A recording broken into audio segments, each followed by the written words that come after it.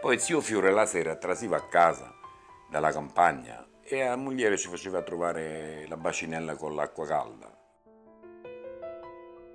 Allora io giusto settava e la moglie ci fece, ma vi rista chi già? E io ci fa, ma chi già chi? E gli fa, come chi già chi? La figlia di Guglielmo. E lui fa, che fece sta figlia di Guglielmo? No. E gli fa, come che fece? Si fece zita. Zita. E cucù si fece zita. E la moglie fa, abbassa la voce che ci sentono tutti qua. No, parla piano perché il vicinato. E dice, cucù si fece zita. Si fece zita con Giuseppe, no, il figlio di Scarparo. E che ci dà da mangiare, sto figlio di Scarparo, a questa creatura? E lei gli fa, abbassa la voce, no? E fa, ma come che ci dà da mangiare? Ma dove vivi tu? Non sai niente di quello che succede in questo paese, no? Fa, e ci dà da mangiare. Il padre ci ha accattato un calesce, poi ci ha accattato pure la giumenta, e poi il figlio fa un coscè, o chef, no? E fa un coscè. E gestricava sti peli, no? Perché meschino Igi aveva certi calli che parevano delle arance, delle margherite, così, no? Mentre gestricava diceva, Giuseppina, ma stasera che mangiamo? E lei fa, tu che vuoi mangiare? E fa, maccaroni.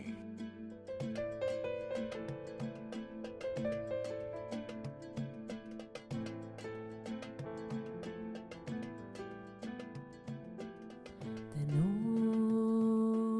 notte nevere ritorno darere tu funno che funno sento luna cantare.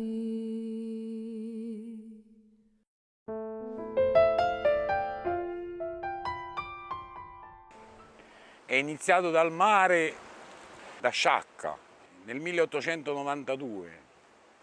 E questa è la storia dell'emigrazione siciliana in Tunisia, dei nonni, delle nonne. Si imbarcarono a Sciacca e arrivarono alla Goulette.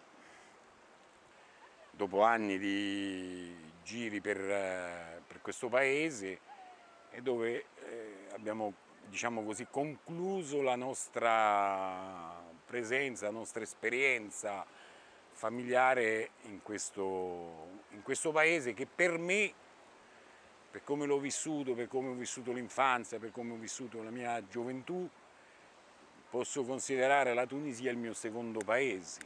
Il primo è l'Italia e il secondo paese è la Tunisia, perché la Tunisia è il paese dove è nata mamma, dove sono nati mio fratello e mia sorella, dove sono nato io e dove sono sepolti i miei nonni e le mie nonne.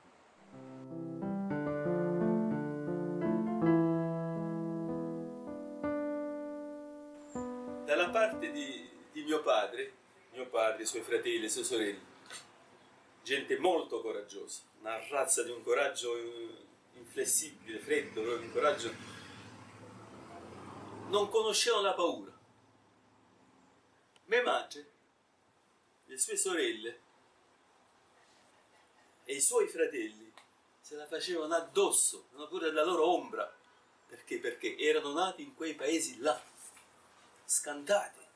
Mia zia, Azzaninnina, la prima sorella di mia madre più grande, no? L'hanno dovuta, a 15 anni l'hanno chiusa dentro casa, e per farla, i genitori, e per farla uscire la tramutavano da vecchia, ci mettevano abiti, perché, questo mi raccontava mia madre, se mia fiusi ci piaceva, se la prendevano e basta, con la forza. Questo succedeva nel paese di mia madre, San Giuseppiato. Se la prendevano con la forza, è successo. Il padre di mia madre erano mezze burgisi. Perché? Perché teneva una capra dentro casa, una casa e a Capra di Indragata, è un pezzetto di terra, e quindi stava meglio di mio nonno paterno, che quello non teneva proprio niente. E malgrado che stavano un po' meglio, se ne sono andati perché c'erano questi problemi, così non si poteva vivere, insomma, con questa mafia che... Zio Cicco, ma lui si chiamava Francesco di Chiara, e una delle ragioni per le quali Luzzu Cicco lasciò la Sicilia, perché lui non volle fare il militare.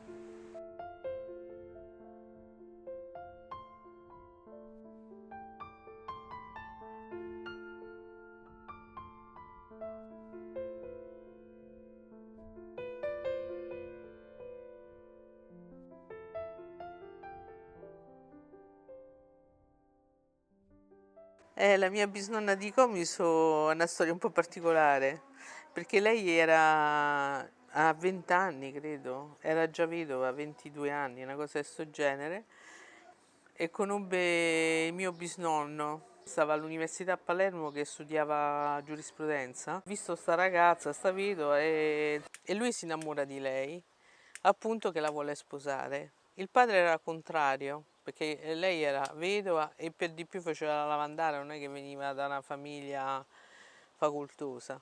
E a quel punto mio nonno scappa di casa.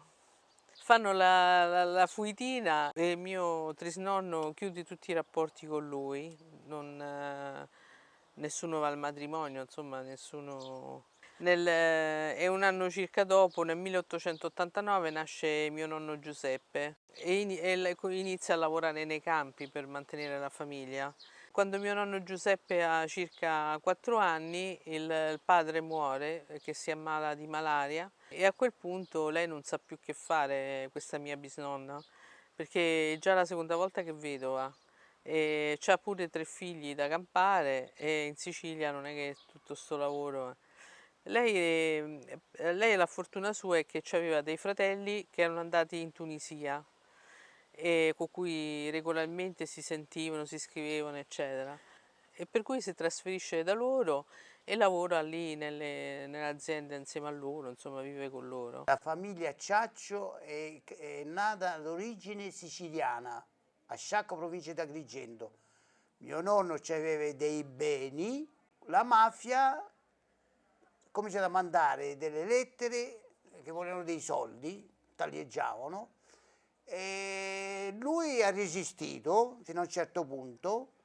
Poi un giorno, mentre che pioveva, sotto un ponte c'erano 2 cavalli con 2 signori con dei cappelli, insomma, e lui doveva passare sotto questo ponte, e della forte paura in 2 o 3 mesi circa è morto. Un uomo di 1,90 m, 2 metri, stava bene e tutto. Quando hanno visto così, hanno fatto una riunione di famiglia. Che dobbiamo fare? Dice qua, o paghiamo il pizzo o dobbiamo andare via. Praticamente nel 1925 hanno deciso di andare in Tunisia. Perché hanno deciso di andare in Tunisia? Perché c'erano la famiglia della parte di mia moglie, che erano mezzo imparentate, che ormai erano tutti parenti, si conoscevano, era la 4ª generazione che stavano qui. Così hanno deciso, perché stavano bene, si sono comprati una barca, tutti i familiari, una barca grande, si sono perfino portati il cane e sono andati all'avventura. C'era un ambiente siciliano, sono andati armati con le pistole, si credeva chissà cosa, invece là era tutto tranquillo. Mon grand-père paternel était d'Alcamo et sa famille était partie en Argentine. Et ensuite, il voulait se marier avec une jeune fille qu'il avait rencontrée plus jeune. Donc il est revenu d'Argentine en Sicile pour se marier avec une personne de son village, à Alcamo. Et ensuite, les parents de cette femme n'ont pas voulu qu'il retourne en Argentine parce que c'était trop loin. Et donc il est parti vivre en Tunisie, où là il a pu exercer sa profession. Voilà, donc ça c'est du côté de mon père. Et du côté de ma mère, c'est au contraire, c'est une famille qui venait de Termini-Mérèze, c'était des marins. Et là, ils ont décidé d'aller en Tunisie parce qu'ils gagnaient mieux leur vie, ils pouvaient vivre de façon économique mieux. Et donc, mon grand-père maternel, lui, est né en Tunisie. C'est la différence avec mon grand-père paternel. Nonno Giuseppe, che io ho vaghi ricordi di questo nonno, lui andò via dalla Sicilia per ragioni, diciamo così, legate al fatto che si fottiva le mandrie di pecore, di montoni, e fu costretto a lasciare Roccapalumba, e anche lui andò non proprio al Kef, lì in una località vicina al Kef che si chiama Oued Meleg. Dopodiché nonno Giuseppe, rincorso e ricercato, pensò bene di abbandonare la famiglia e di andarsene dal suo compare a New Orleans.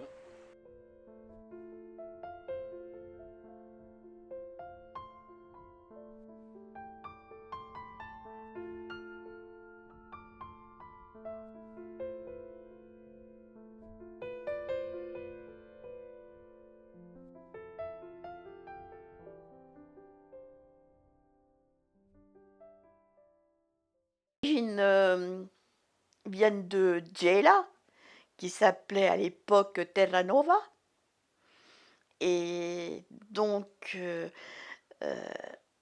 mon aïeul était un paysan qui a assisté à la réunification italienne, où il était partisan de Garibaldi, qui avait demandé de se battre pour lui en échange de terres.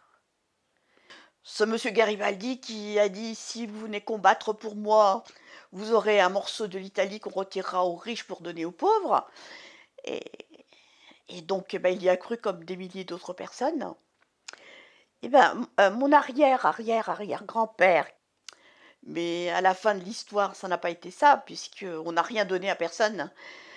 En fait, ceux qui étaient puissants sont restés puissants, et les pauvres, ils sont restés encore plus pauvres, parce qu'on avait retiré encore plus que ce qu'ils possédaient. Donc c'était vraiment la famine. Et là, il y a eu des révoltes de paysans qui ont réclamé leur dû. Malheureusement, comme toute promesse, il n'y a pas eu de terre. Donc il fallait vivre, puisqu'on n'avait plus de terre, on n'avait plus rien, il fallait vivre. Ah. Et à ce moment-là, il a changé de métier, il est devenu pilleur de diligence. Alors et malheureusement, ça n'a pas été toujours une réussite, parce que il arrivait ce qui devait arriver. Un jour, il a été pris en flagrant délit de pillage, et il a été condamné. Il a été mis en prison, il a été condamné, il a échappé de peu au bagne. Et une fois qu'il en est ressorti, il s'est dit il faut quand même continuer. Et c'est là qu'il a voulu partir en Tunisie. Questo è che ha fatto la guerra 15-18. Mio nonno e mia nonna non avere notizie di sto figlio. E dopo un po' però hanno avuto notizie tra la posta, tramite la Croce Rossa, ci è arrivato che era prigioniero in Germania. E poi è tornato, insomma, dalla prigionia, e siccome loro avevano bestie, mula, la capretta, e la portava a beverà, una robetta così, insomma. Allora, quando lui abbeverava sta capretta e sti muli, venivano i mafiusa, mi facevano mettere a testa, allora c'era l'abbigeato a quei tempi, gli mettevano la testa asciutta e ci fottivano le bestie, insomma, ci rubavano. E lui... Allora ci ha acchiappato il padre e ci ha detto: guarda, io mi sono fatto 3 anni di guerra, ma un fuoco fece la guerra, ci diceva il padre.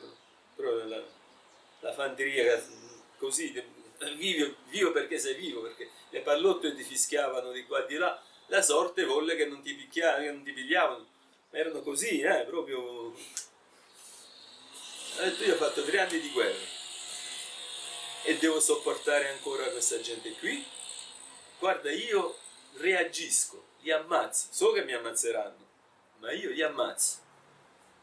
Allora il padre ha visto questo, ha detto, senti, vediamo un po', insomma, e hanno optato per farlo andare in America.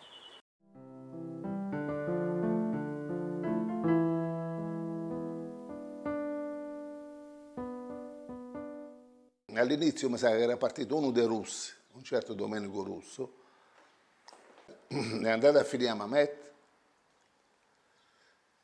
Quello aveva comprato un pezzo di terra da un arabo, io non ci ricordavo manco più dove era, che aveva comprato questo pezzo di terra.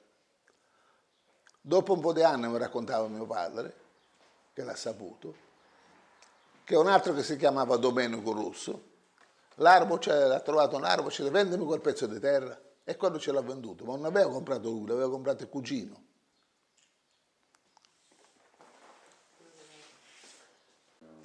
A quei tempi non sapevano né leggere né scrivere, tutto quello. E poi si sono ammucchiati tutti a Reville, perché a Reville le case dal mare manca un chilometro.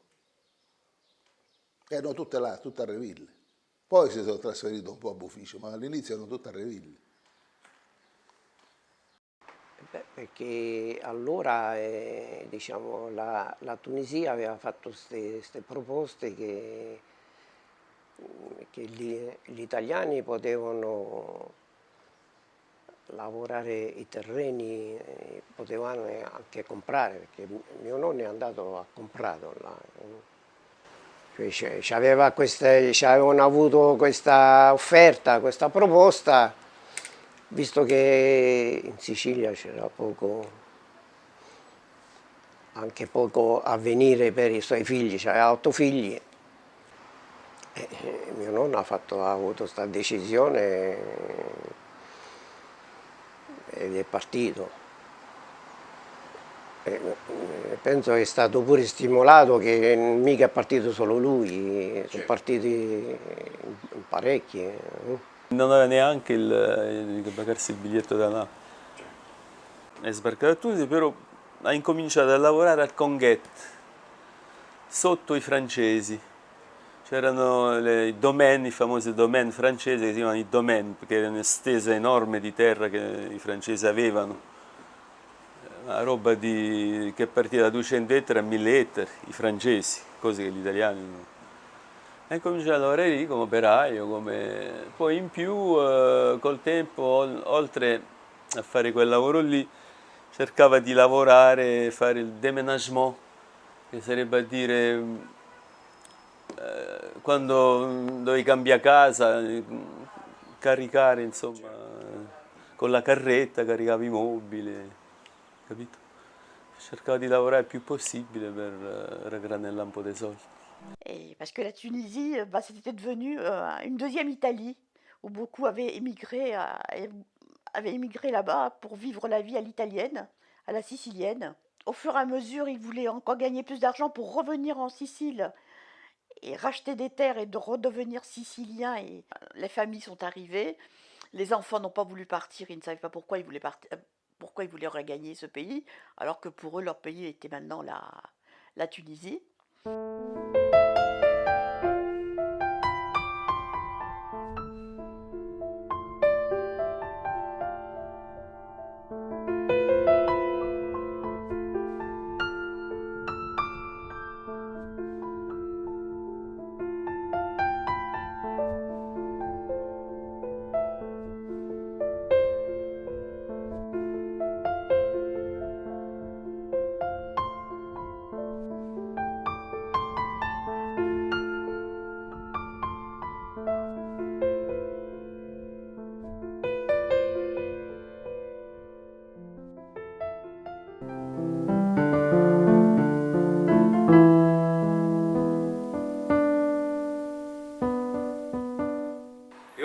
aspettava sempre la lettera di mio fratello che era militare a Udine, mischino. Prima a Ciapano e poi a Udine, mandare a mio fratello.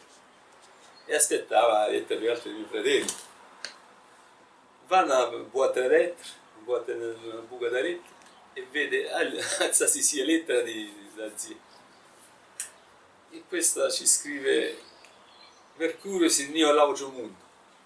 Scriveva in siciliano, mischino. Non sapeva scrivere, no? Mercurio signio all'aucio mondo. Il fratello di mia madre, insomma, no? Lei è vecchia, è campata ancora di... Mio zio era morto più giovane. Mi ricordo di madre quando ha visto sta lettera, impazzita dal pianto, i vicini soccorsi tutti. Mi ricordo sempre questo fatto. Perché col fratello si scrivevano regolarmente. Lei era la scrivana di tutti. Questo era coraggioso e è voluto rimanere italiano, e per essere rimasto italiano gli americani gli hanno sequestrato i beni. C'è un piccolo alimentare, gliel'hanno sequestrato per non so quanti anni, come i francesi hanno fatto a noi. Quando l'Italia dichiarò la guerra alla Francia, essendo la Tunisia un protettorato francese dal 1881, molti italiani vennero internati.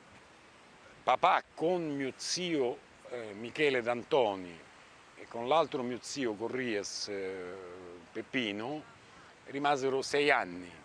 Finito la guerra, sull'azienda ci hanno messo un sequestro, a parecchi italiani l'hanno espulso e ci hanno levato l'azienda, che era, dicevano, politicante, però era la scusa perché mio padre veniva pagato come un operaio e tutto il raccolto se lo prendeva lo Stato francese.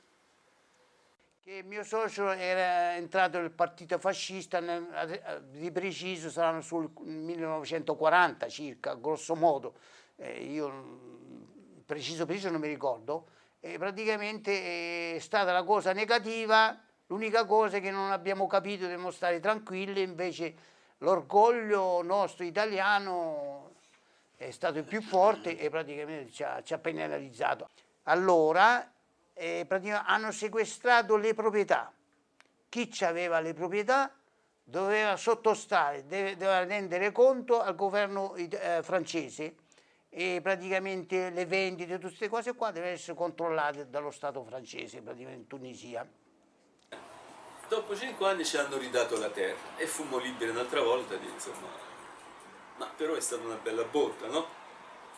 Poi quando ci stavamo riprendendo, nel 64 ci ha detto rimore la botta, i mori sarebbero gli arabi. Nel 64 ci hanno tolto le terre e stiamo a correre sempre dietro i terri.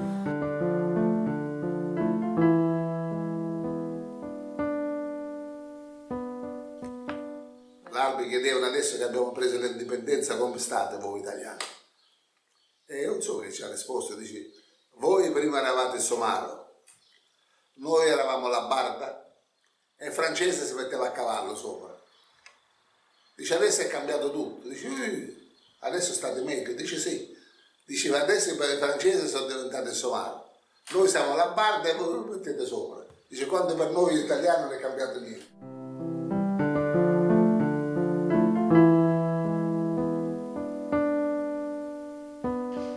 La mia esperienza scolastica è l'esperienza scolastica di un figlio di siciliani che, essendo l'ultima generazione, dovette frequentare, e la cosa piacque anche, le scuole francesi. Ho fatto prima le scuole elementari alla Goulette, c'era una scuola di suore nella piccola Sicilia, dietro casa nostra, e poi andai alla Marsa, al liceo francese. Boralevi, ecco, la mia insegnante di italiano era una Boralevi. Da quando ero piccola al 61 sono stata alla Manuba. E lì c'erano 2 collegi di suore, lei è Notre-Dame Auxiliatrice et Notre-Dame de Nevers. L'école maternelle, mon Dieu, quel sale moment. Il fallait, bon, j'avais un peu grandi, puis j'avais pas du tout envie d'aller à l'école. Hein. Je savais même pas que ça existait l'école. Puis un beau jour, on m'a dit, faut que tu ailles à l'école. Et donc, on m'a mis dans une école de bonnes sœurs à Tunis, qui se trouvait à côté du souk. Je me souviens, c'était rue de l'église. Et c'était des sœurs. Et quand je suis rentrée dans cette école, mon Dieu, j'ai cru que... Oh, c'était pas... Non, je veux pas dire l'enfer, mais au moins c'est le purgatoire, parce que c'était quelque chose de...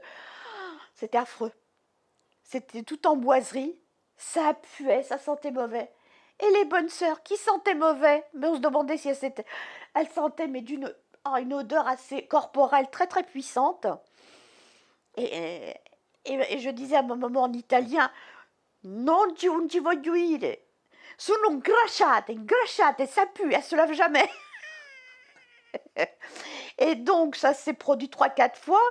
À chaque fois, pour me faire entrer, on était obligé d'aller chercher le gendarme au coin de la rue avec le bâton blanc qui faisait traverser les enfants pour m'obliger à rentrer dans l'école. Au bout d'un moment, les pauvres bonnes sœurs, j'en aurais fait tellement voir elles ne voulaient plus me voir là-bas à l'école, donc elles m'ont renvoyée. Vede, questa qua non ci sta più, è una mezza parente nostra, questa qua. Poi questi qua non li ho rivisti più, poi siamo stati in collegio un po' assieme, questa è una piccolina, Anne-Marie Coppola era una piccolina, aveva perso la madre, perché abitavano vicino alla Manuba là. Marie-Laure Camizili, Suzanne Brun, Amel Boucadem, queste sono Claudine Tortora, Danielle Chemla. La maestra, mademoiselle Rosemarie Paderi e Anne-Marie Coppola. Sì, questa me la ricordo, questa qua, Anne-Marie Coppola me la ricordo bene fino al 61. Poi di là c'è stata la guerra di Biserta, che poi là eravamo piuttosto in campagna, no? Allora mio padre fa meglio che ti mettiamo in città, perché se la cosa gira, per scappare è più facile. Certo. E così sono andata a finire.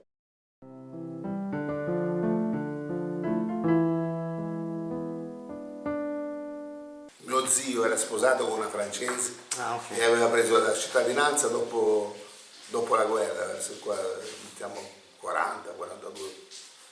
Dunque erano francesi. E lui si è trovato militare a Biserta, quando c'è stata la guerra di Biserta. E le volevano buttare a mare perché l'avevano accerchiata davanti, tutte vestite da donna, con il coso, con le trincee. E da dietro c'era il mare, non potevano né ricevere vivere né manco uscire. Erano bloccati. E così l'ammiraglio Amanna ha fatto venire 1000 paracadutisti dall'Algeria e le paracadutate sopra alla base francese.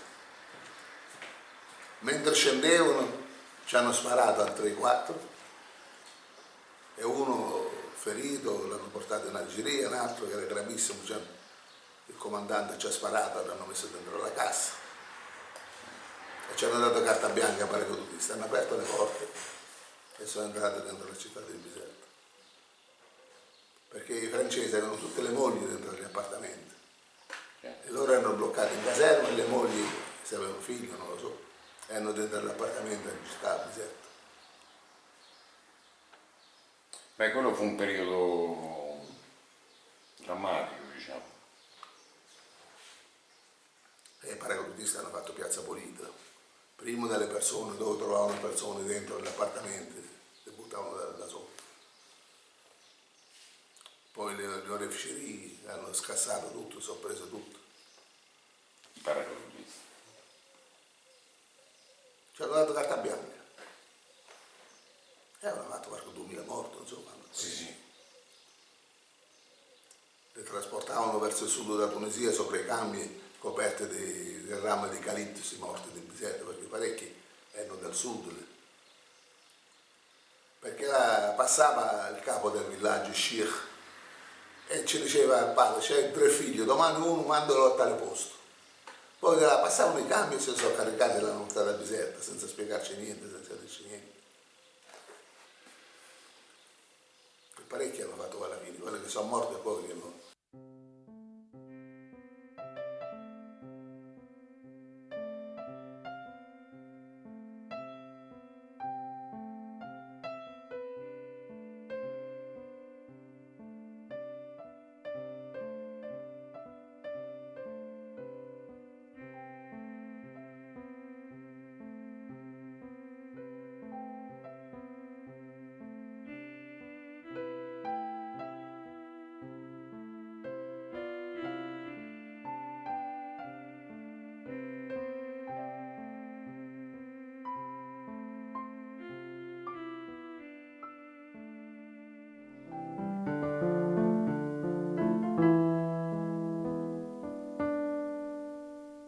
Se eri francese avevo tutti i prestiti per comprare aziende, per comprare qua, per comprare là. Se eri italiano, mio padre mi ha raccontato che alla banca italiana che c'era, a quel tempo pagavano l'interesse al 20%. Invece se eri francese andavo in banca e ti davano il prestito al 3-4%. O trovavo un'azienda da comprare, ti davano tutti i soldi per comprare, purché eri francese. Sempre vissuto lì a Cuba Kbira? No, prima a Bufiscia. Ah, E invece poi, siccome a Bufiscia c'erano i terreni che saliva il sale, rovinava tutto, hanno deciso di comprare nella zona del Cap là vicino Grombaglia, insomma, a Cuba Kbira e buona parte delle terre che c'avevano erano lì poi. e c'erano altre famiglie ovviamente siciliane. Sì, là vicino a mio nonno aveva comprato anche il cognato che era il fratello di mia nonna, avevano comprato altri parenti, c'erano parecchi parenti che avevano le terre là intorno.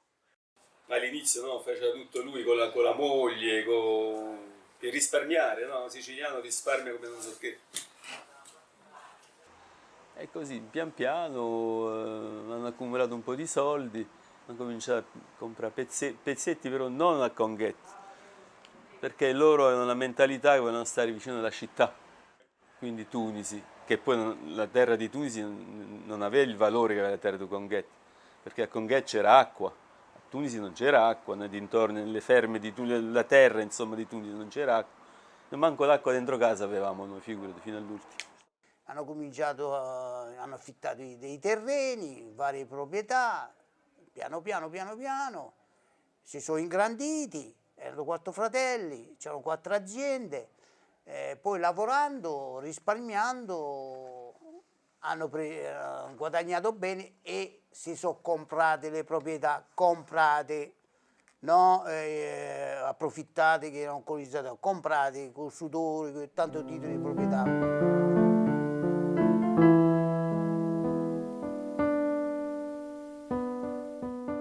Bisogna dire la verità che i francesi sono venuti già preparati con i soldi, la tecnologia, queste cose qua, e noi non siamo stati secondi a nessuno. Abbiamo imparato subito e le abbiamo superati. Ma te la ricordi quest'uva? Sì che me la ricordo. In Tunisia, a Cuba, mio nonno aveva filari di uva, non so quanti ettari però. A ce Cuba n'aveva. Kbira? Cuba Kbira, vicino Grombaglia.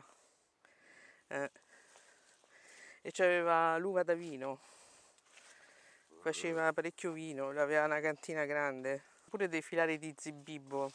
E io, leggendo il libro di Giuseppe Gabriele, mi sembra che si intitola Quel centimetro in meno, e c'è una storia che mi aveva colpito tanto, che mi è rimasta impressa, proprio dovuta allo Zibibbo. Praticamente i francesi avevano proibito agli italiani di portare tracce di Zibibbo in Tunisia per piantarlo, per cui gliel'avevano proibito e non potevano importare la vite lì in Tunisia. Non hanno ceduto su sta cosa e allora gli è venuto in mente a un po' di imprenditori di far venire dalla pantelleria questi tralci e si sono inventati di costruire una grossa gabbia dove ci hanno messo un bel po' di galline dentro e di far venire una vecchietta da pantelleria con la sua famiglia. Questi con la barca arrivarono a Tunisi, i doganieri l'hanno visti, si sono avvicinati e non hanno fatto caso alla gabbia, insomma, perché hanno visto Madame vous allez. Sì, ma quella tanto non li capiva, cioè parlava pantesco e basta. E praticamente sono passati con sta gabbia e i doganieri non se ne sono accorti di niente. E così hanno piantato sto benedetto Zibibbo lì in Tunisia e hanno fatto, hanno ricominciato a fare... anche in Tunisia. Sì, poi nel frattempo la Tunisia ha preso indipendenza e per cui alla fine... Produceva che era eccellente, speciale anche perché non ci pioveva, non ci pioveva, quindi era di valore. Tu prendevi, non facevi una produzione enorme, però facevi vino molto, molto buono. Infatti se tu prendevi un grappolo d'uva e te lo schiacciavi nelle mani, dopo un po' ti rimaneva lo zucchero nelle mani, ma ti rimaneva veramente lo zucchero. E da lì ci usciva veramente un vino che non ho più bevuto, insomma, no? Cioè, voglio solo dire questo, quando io abitavo Cisterna prima, no? Sono venuto qua a Latina, abbiamo trovato del vino, io sono nato nel 1951, ho trovato 3 bottiglie di vino del 1952, rosso, con la cera, perché mio padre li imbottigliava. E questo vino aveva ancora un aroma che era qualcosa di spettacolare, è un vino eccezionale, unico, dato da quel sole, da quella terra adatta proprio, secondo me. Cioè, anche se non facevamo una produzione enorme perché non c'era acqua, ma la qualità era speciale, è speciale come qualità alcolica. Poi c'era l'Avò, che era diciamo come che aveva anche la sua cantina l'Avò, no? E che faceva anche da mediatore, francese, famoso l'Avò, no? E quindi tutto questo vino veniva convogliato al porto di Tunisi nelle navi francesi, navi cisterne francesi, che andava poi in Francia, insomma. Che ripeto era eccezionale, qualcosa non ho più bevuto vino così, ragazzi. In Sicilia sono dovuto andare per bere vino di quel tipo lì.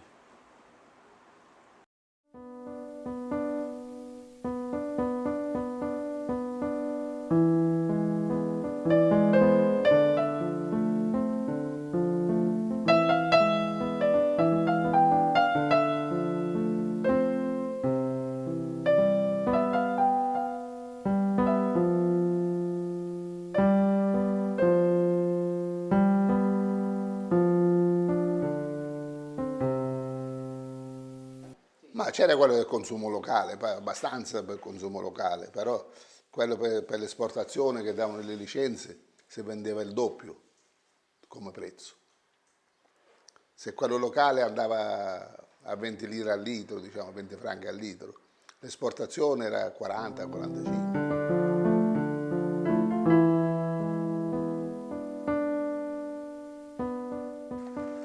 La sola che aveva capito qualcosa è stata mia madre, perché lei aveva l'abitudine di andare a dormire magari a mezzanotte, non aveva mai fretta, e ascoltava la radio. E aveva sentito dire che piano piano ci dovevano spiumare come le galline, all'italiana, all'europea, no?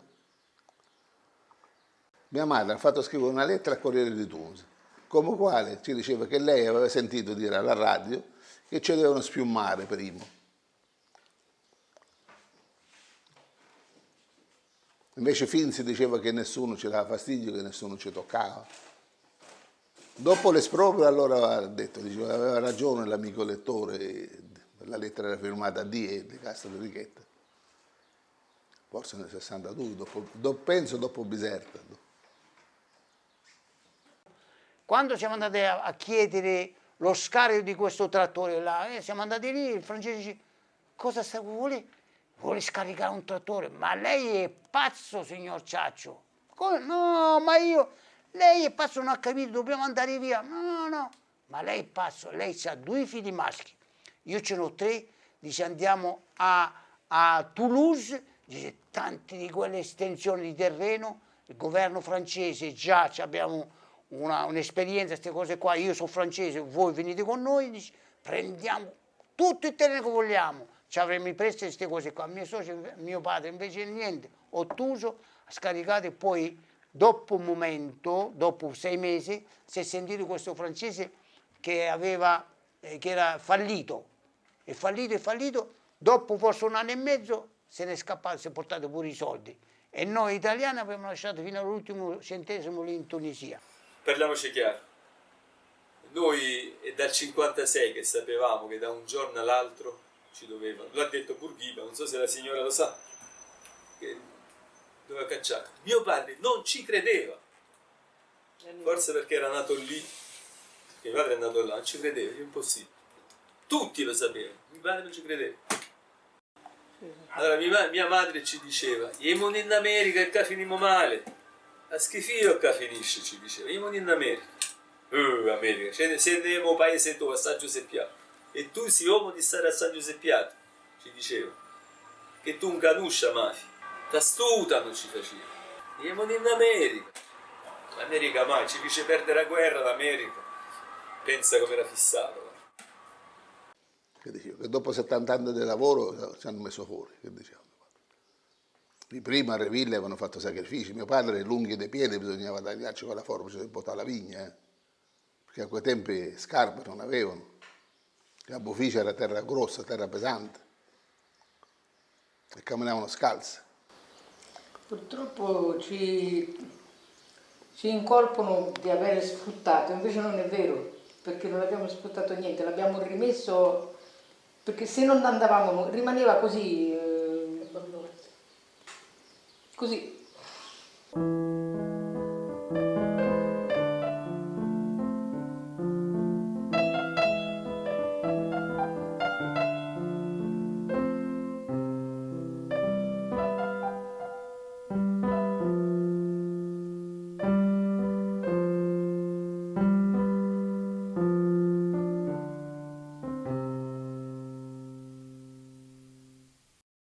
Il 12 maggio 64 ci aspettavamo, abbiamo sentito alla radio l'esproprio, ci aspettavamo che arrivavano questi qua, adesso arrivano e infatti è arrivato Khlat al-Hars erano la gendarmeria tunisina con una jeep, con questi noi, e chi mai aveva avuto a che fare con la legge tranquilla a lavorare, arrivano questi qua, chissà chi era arrivato, una paura, vengono, si presentano e dicono ecco توا باش يرجع الكل الدولة العربية على خاطر انتم مشكم من هنا انتم مش ترجعوا البلاد نتاعكم.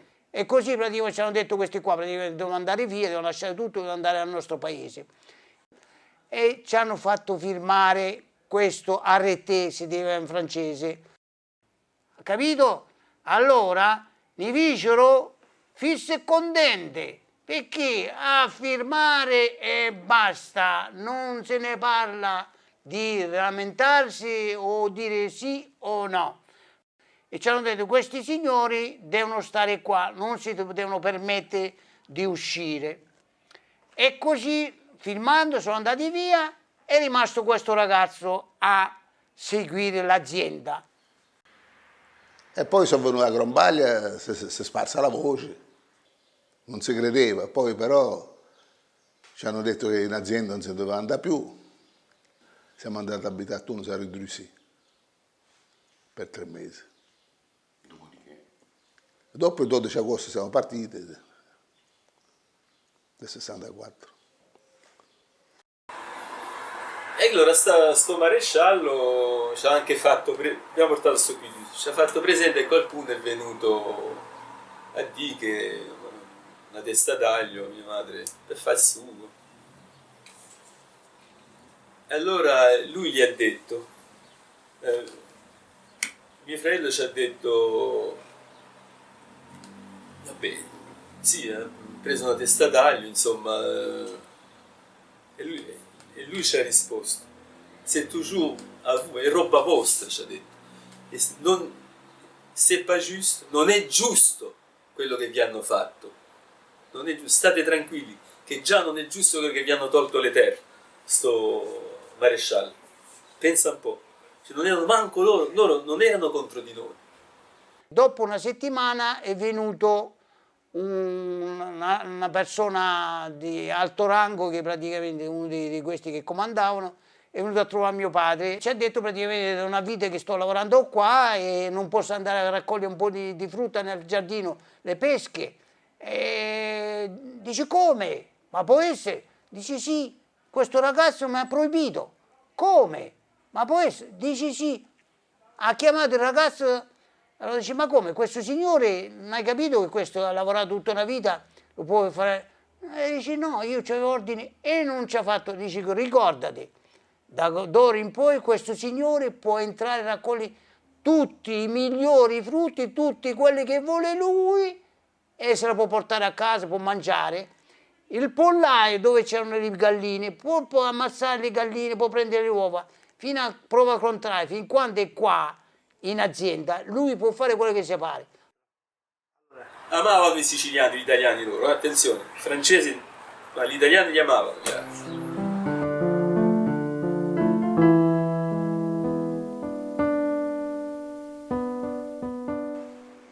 Il lavatoio del Chef è, come dire,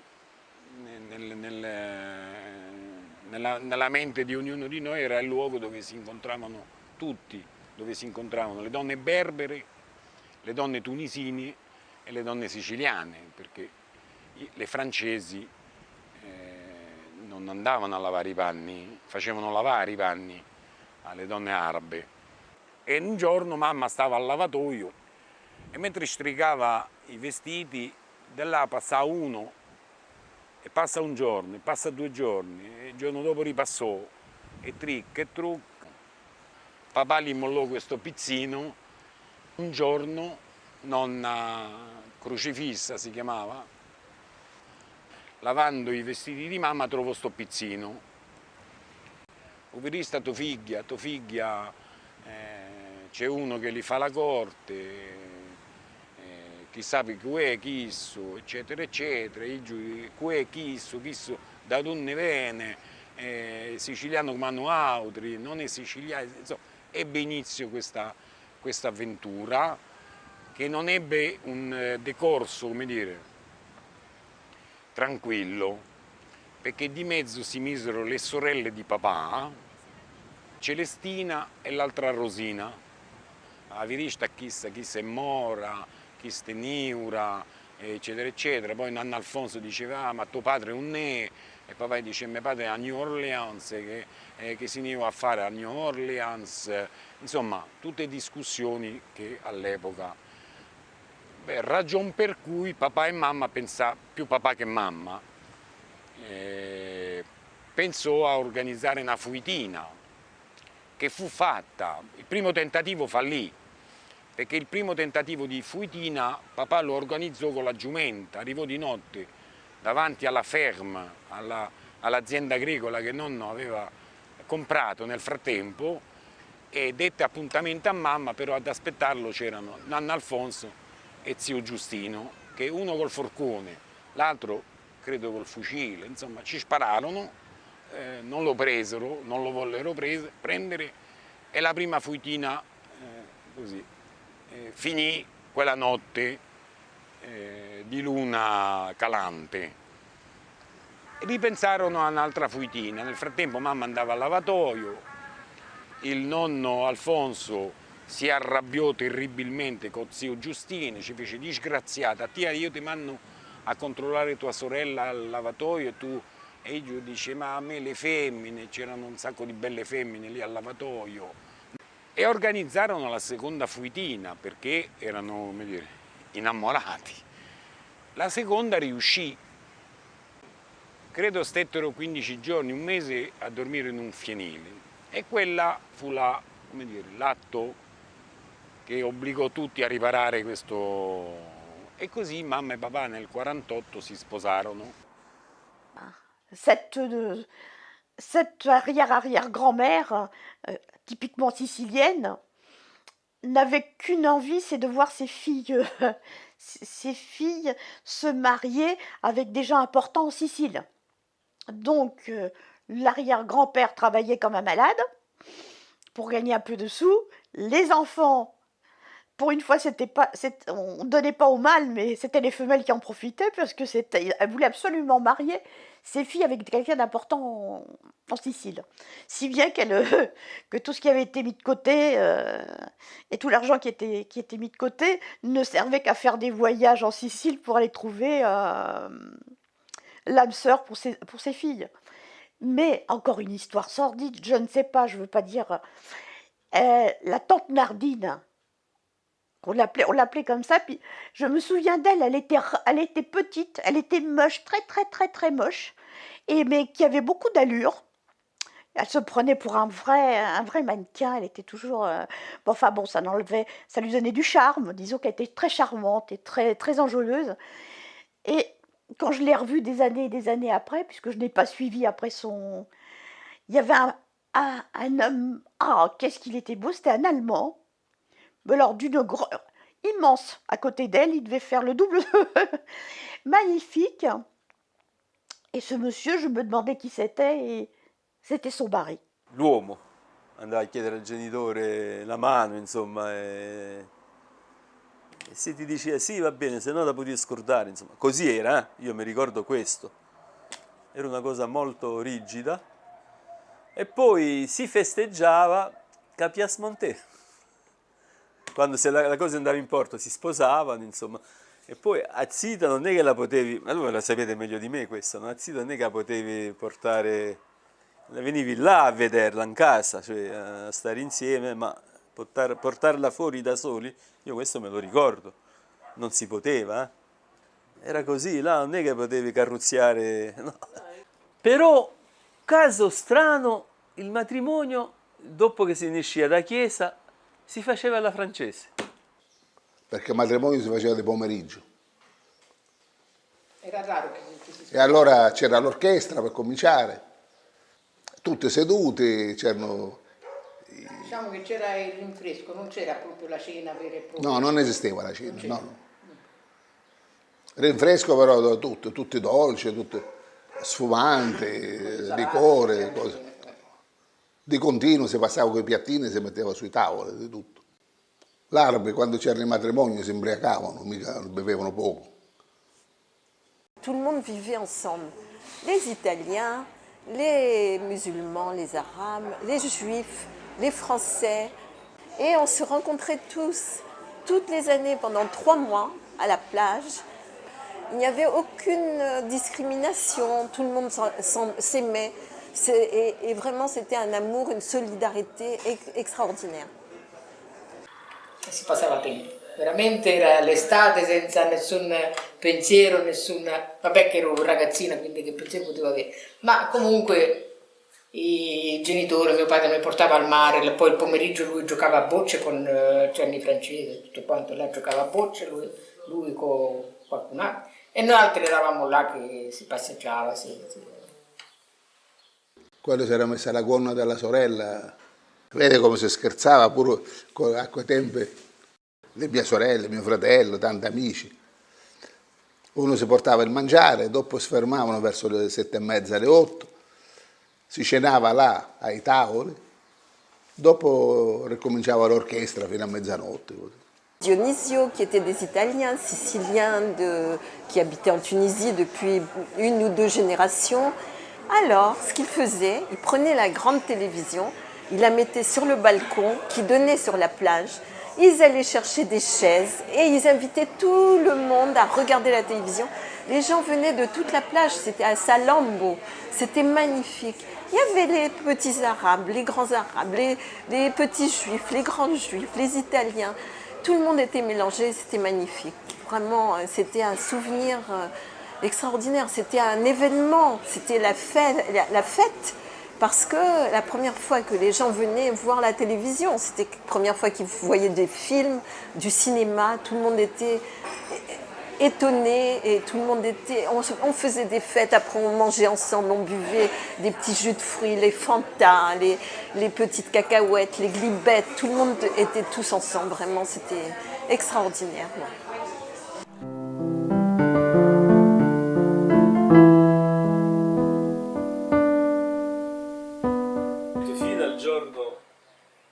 Noi eravamo tranquilli perché non sapevamo niente. E il 12 ci svegliamo e vediamo sui giornali che non eravamo più padroni delle nostre terre. Hanno bloccato i conti in banca, abbiamo prenotato per la nave, per non andarsene, che facevi più lì? Anche perché chi voleva rimanere in Tunisia doveva accettare di diventare praticamente arabo. E per cui nessuno degli italiani accettava sta cosa e se ne sono tutti andati. Tant'è che 3 anni dopo, nel 1967, ci richiamarono tramite l'ANIT, vecchiani. Ci richiamarono perché volevano che si tornasse sulle terre, perché non erano capaci a coltivare. Però chi c'è più ritornato? Nessuno, ormai stavi qua, poi non ti fidavi oltretutto, no? Che ti fidavi? a tornare lì e poi che te garantivano, cosa? E poi da lì sono cominciate le rivolte del pane, le rivolte perché non c'era più commercio, c'era più niente. Tunisi era morta, ragazzi, perché ci fu una partenza di tutti, degli ebrei, che facevano più? Gli italiani reggevano l'agricoltura, l'artigianato era retto dagli italiani. Chi reggeva queste cose? Che loro non erano capaci.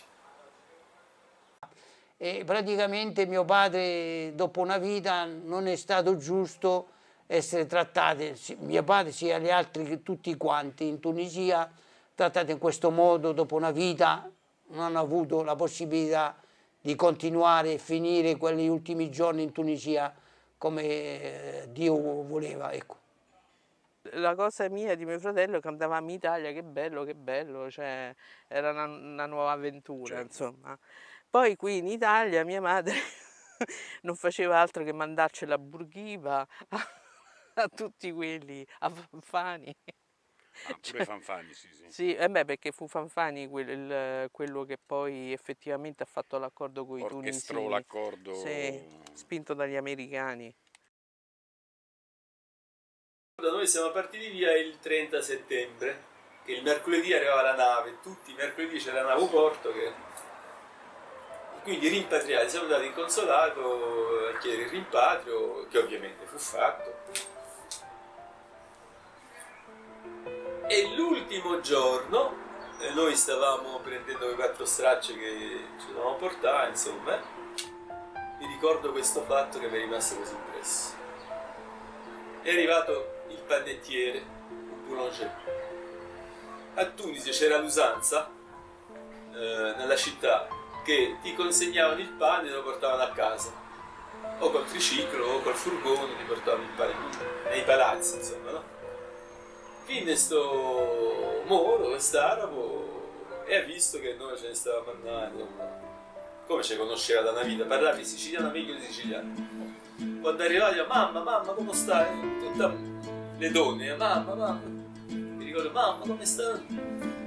Allora mia madre è uscita, c'ero anch'io, e gli fa che me ne sta bene, ma che fa? Non dite, non sapeste niente, dice ce ne andiamo tutti, gli italiani se ne vanno, gli europei se ne vanno, perché è stata una cosa istantanea, no? Una bomba proprio. Questo arabo si mise a piangere proprio e ha detto e ora noi che facciamo? Che per noi è finita, parola, per noi è finita, dice.